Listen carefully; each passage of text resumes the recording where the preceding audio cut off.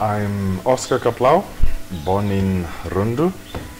Have three brothers. I'm the second child.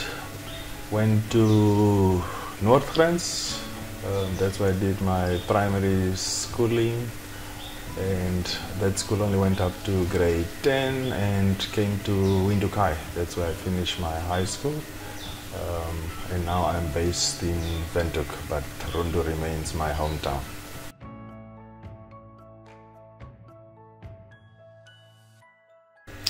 Describing my parents, if I think of how far I've come, most definitely I owe it to my parents.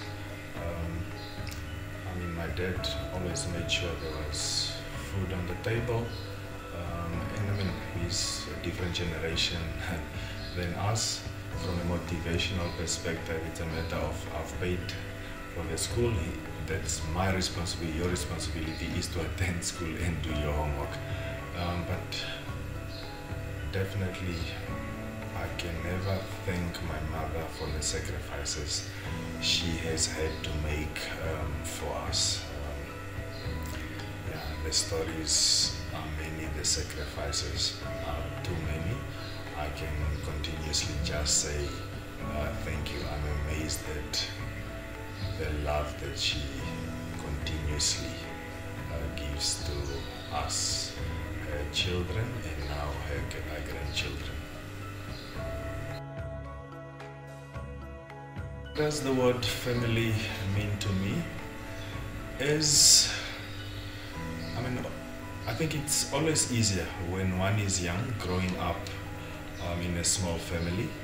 So it's easy to keep ties as to who is where. And being a small family, it was something that you're constantly reminded of as to you are only four. Therefore, stay close to one another. But now that one is older and we all have our own households, definitely it gets more difficult to stay in touch. But one again, as to the families do grow. As one grows up, there are friends who become more than family, closer than one's own biological siblings.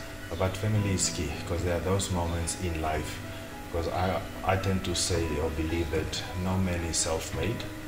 One needs to depend on a friend, on a brother, because there are days you need to make that phone call to a friend or a brother. So family to me means that we need one another on earth. If I think of fear in terms of, it's more personal with a biblical context to it. We've all been given talents, so it's a matter of when one must leave this earth, when I must leave this earth, the question will be as to have I fully utilized what I was gifted, what I was given from a talent perspective.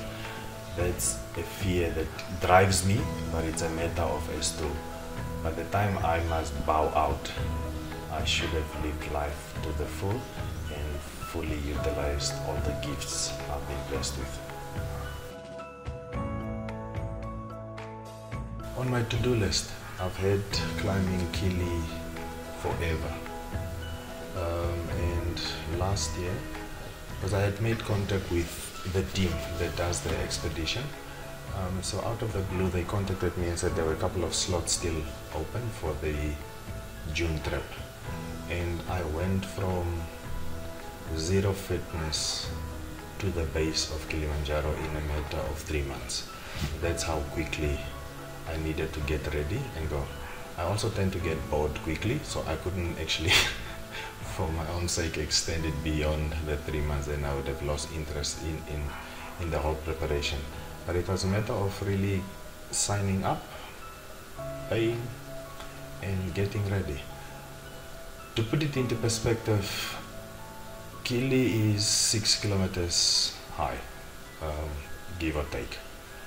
But you're not walking for 6 kilometers. From the base to the top of Uhuru, you're speaking of walking for 100 k's over a 6-day period. But it's a beautiful mountain. In terms of Why Kili? I've always wanted to do it, and believing in global warming, I always said I wanted to climb Kili before the glaciers evaporate with the global warming that the earth is facing. So it was a matter of let me get there before all the ice evaporates. From a beautiful mountain perspective, it's one of those mountains where you go through all 4 seasons in a week. Whereas the other 7 summits, either you're in extreme winter the whole time, whereas with Kili you start off day 1, you are in this rainforest where it's raining, it's water streams. By day 2, you are out of the rainforest. Now you can again see blue sky on top of you. You're walking through a savanna. By day 4, you're again in this desert. You could shoot Western movies. That's how it is, just nothing grows there. And then summit night, you find yourself as if you are on the poles. You are at the equator, yet it's just snow all over. At least we're fortunate that not everyone gets to find snow on the top. We were fortunate enough that when we summited, it was snow all over, but definitely worth it. From a preparation perspective, 3 months is more than enough to get ready, because you definitely need to just work on your legs. So it's a matter of getting used to doing 10 to 15 Ks on your feet for hours and hours. The thing is, if I look at my training schedule, I managed to almost do 500 kilometers in preparation by the time I got onto the foot. So that's the one thing I set myself as to by the time I get there, I'm gonna be so fit to do 3 kilis. The most beautiful sight most definitely would be the summit night. One starts, the expedition takes off, let's say around 10 p.m. You start working the whole night to reach the summit around sunrise, and that's the most beautiful sight that one can imagine. Being on top of Africa, and as you reach the peak, suddenly the daylight breaks and the change of colors coming through. It's just beautiful. When you think that you're standing at the equator and everywhere you look is just snow all over. For some of us who didn't grow up with snow, snow amazes me. So being on top of Kilimanjaro and snow all over and having those colors change, and one gets emotional about it. If I look at the team, we all shed a tear when we realized we had made it. To think that 3 months prior I had questionable fitness level, and within 3 months I was on the roof of Africa. But it's the most beautiful sight. I would definitely say, if you're considering doing it, just do it, get there. The most challenging part for me was from day 3. In preparation they tell you about mountain sickness. So one goes there already knowing as to it doesn't discriminate. From fitness levels, gender, age, it does hit everyone in some form or another. From constant headaches, your digestive system gives up. Your eyes do funny stuff. But for me, day 3, I woke up with this extreme pain on my shoulder, not having fallen. So being halfway up, I had to assess as to I'm 3 days up, meaning to proceed, that's another 3 days up or 3 days walking down. They warn you as to mountain sickness is real. The success rate on Kili is 60-40. 60% of people make it, 40 don't. So the statistics are okay, but the odds are not always in one's favor. So for me, the challenging part was having to make that call as to I'm halfway up, I prepared, I'm gonna continue. to get there. So it became a matter of fighting every day as to I just need to make it to the next camp. I just pushed myself to keep going to the next camp. Every day, next camp. But the pain was bad. I was on 3 types of painkillers to keep me going. But I mean, being a soccer fan, I always went back to the soccer, following Champions League, as to the game is not over until the whistle goes. So I kept telling myself as to my next camp, I'm still in injury time, I can keep pushing. And yeah, here I am. I've been up there. This is a small piece of Kilimanjaro. This is the volcanic rock. Kilimanjaro is an interesting one because it's actually a dormant volcano. That's what scientists say. It's not yet dead. It's still expected to erupt. Kili is actually 3 heads. There's Shira, Kibo, and Mawenzi, and Uhuru Peak is on Kibo. But yes, most people just know the total mountain as Kilimanjaro, but it's actually 3 volcanoes that are standing there. And this is my piece of Kili that I brought with the volcanic rock.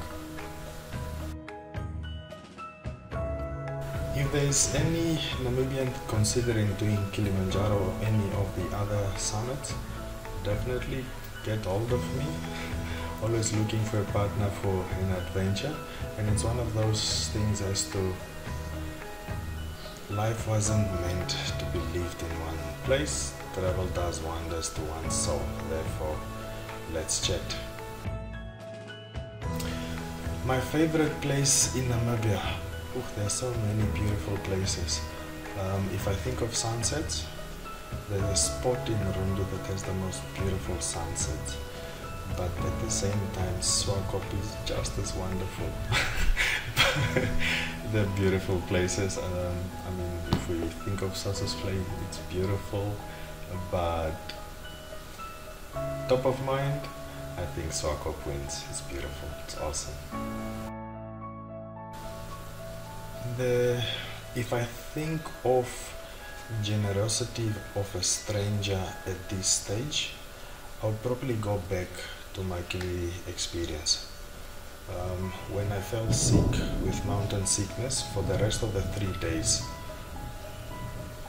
the porters distributed the weight of my bag between themselves, that on summit night I was only carrying my water that I needed for that day. And those are guys I'm grateful for, because it's a matter of they went beyond the call of duty. I mean, yes, they had been paid, but going beyond the call of duty as to I needed help, and they just offered the help that I needed at that point in time. As to would I have been able to summit without the generosity of those men?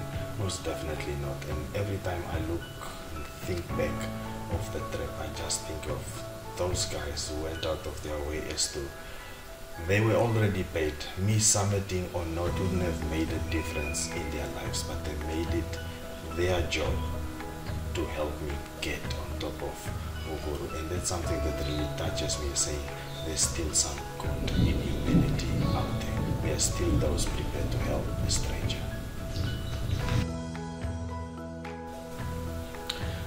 What do I love about Namibia? It's its wide open spaces and the diversity that we find in people and in nature. Having grown up in Rundu,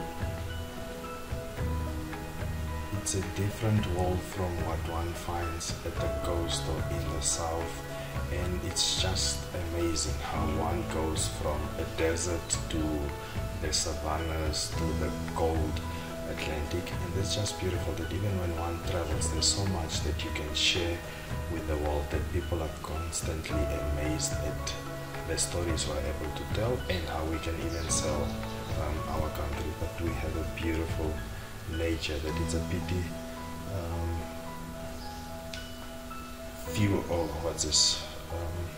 not all Namibians travel in country to see actually the beauty that exists around us. I just thought about this. Okay, cut. Just thought about